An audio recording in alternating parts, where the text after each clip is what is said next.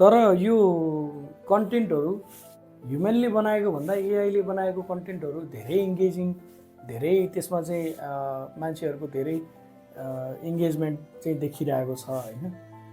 भविष्यमा यो कन्टेन्ट एआईकै कन्टेन्टमा मान्छे धेरै झुक्ने हो कि अथवा त्यो ह्युमनले बनाएको कन्टेन्टमा चाहिँ अलिकति झुकाव कम हुने हो कि, त्यस्तो के लाग्छ?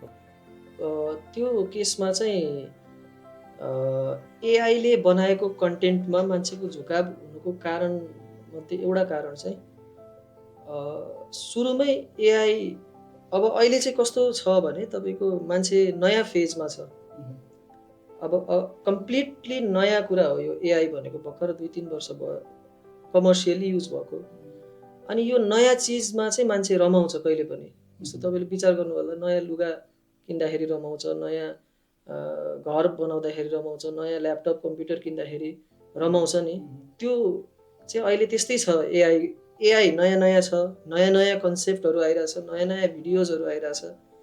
त्यो नयाँ नयाँ भिडियोजमा चाहिँ मान्छेहरू रमाउन थालेको छ, देखेको छ। तर बाई द टाइम जब एउटा समय आउँछ, एउटा चरण आउँछ, त्यति बेला चाहिँ मान्छेले अपनत्व खोज्छ, जुन अपनत्व चाहिँ मान्छेले मान्छेबाटै पाउँछ।